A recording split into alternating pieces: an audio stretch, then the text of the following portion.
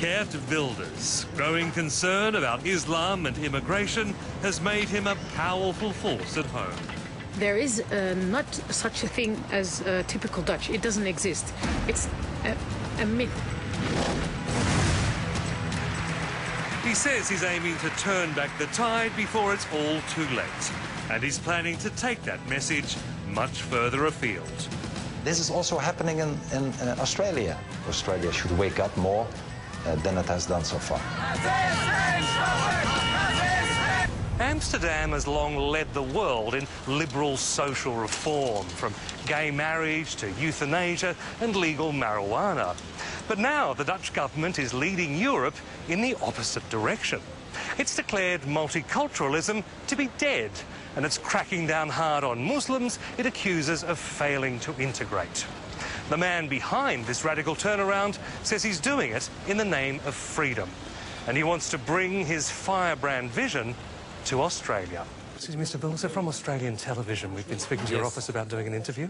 So for many Netherlanders, their new hero is not a dyed blonde Lady Gaga, but a very different blonde bombshell. You've done this before, I guess? Yeah. A few thousand times. Meet Geert Wilders, arguably the biggest critic of Islam in Europe. I would not want to live, or my children, or my grandchildren, to live in a country where the ideology of Islam becomes more dominant every day. Because the more Islam you have in a society, the less freedom you will have. You are not a racist or a fascist or whatever if you say, I'm proud that our country is based on values that are based on Christianity and Judaism and humanism. And we stand for Christians, we stand for homosexuals, we stand for the rights of women, for independent journalists, for whatever.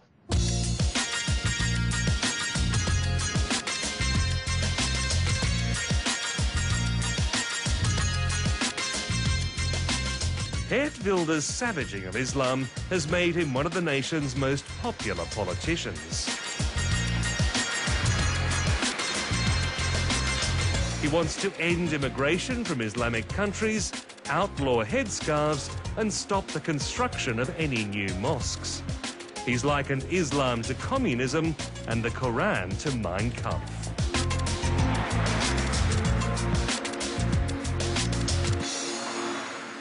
I see Islam as more ideology than a religion. It's not to be compared with Christianity or Judaism. It's more compared with other totalitarian ideologies, like communism or fascism. Even so, do you understand why a law-abiding, patriotic Dutch Muslim feels insulted when you compare the Quran to Mein Kampf? My aim is not to insult people, make that clear. But Islam says that you should follow the example of Muhammad. And if I say that Muhammad was a warlord, he was a terrorist, maybe terrorist worse than bin Laden ever was at the time. Look at what he did in his time in the past, in his Medina time.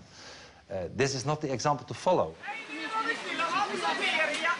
A clear majority of Netherlanders see him as an extremist. But he's successfully tapped into fears that Muslim migrants aren't conforming to Dutch values. In last year's election, his Freedom Party won 15% of the vote, giving it 24 seats and the balance of power in Parliament. Yet just 10 years ago, this country was proud to call itself multicultural.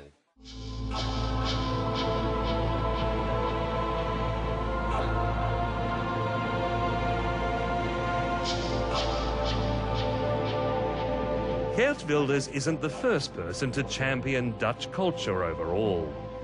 Pim Fortuyn was an outspoken gay professor who nearly became Prime Minister. We have a lot of guests that are trying to take over the house. And the owner of the house doesn't like that. In 2002, he was murdered by an animal rights activist who accused him of victimizing Muslims. 2 years later, another strident anti-Islamist was murdered, the filmmaker Theo van Gogh. This time, the killer was a Dutch-born Muslim. A week later, police foiled an assassination attempt on Wilders. He's lived with bodyguards ever since. Unfortunately, almost for 7 years now, I live under 24-hour protection a day, every day a year, whether I'm in Holland or abroad. I lived with my wife in prison cells, not as a prisoner, but to be safe, in safe houses. It's not fun, but on the other hand, I won't be silenced because I only use democratical means, and if I would give in to people who use non-democratic means, who try to silence you by wanting to kill you or threatening to kill you, then it's the end of the democracy. Geert Wilders developed his hostility to Islam as a young man when he lived in Israel.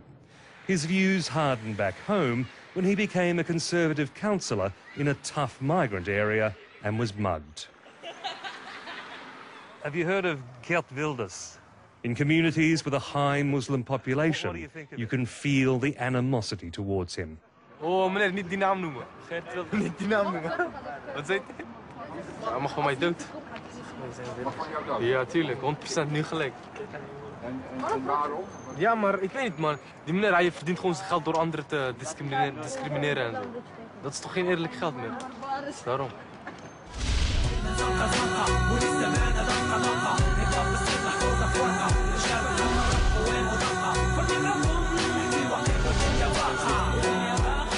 Qasim and his friends Samet and Karim live in the Netherlands' second largest city, Rotterdam.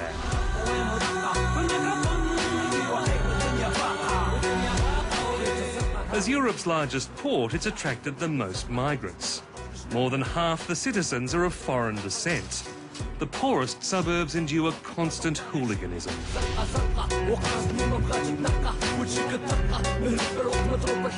It's ethnic crime as much as religion that's building support for Wilders. Ja, wij halen ook, maar nu niet meer. Ja. Ja, maar niet overdreven. Ja, maar niet... Bij elke jeugd dat... ja, maar niet dat we echt ruiten instaan of zo. Gewoon een beetje overlast, weet toch? Een beetje...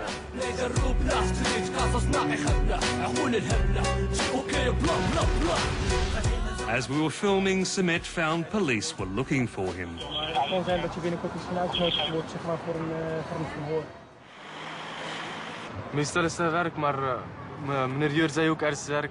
Maar diegene die wil werken was ook niet zo prettig. Want de mensen gingen werken en werden niet uitbetaald en zo. Dus wij dachten ook, wat gaan wij daar doen? Potential problem of Islamisation in Australia. We all face immigration, also from people from Islamic countries. We all see that. For instance, this is something that also Senator Bernardi and I believe also others in Australia is fighting against. If they don't, parties like mine will emerge, will become strong. And let me tell you, this process is irreversible.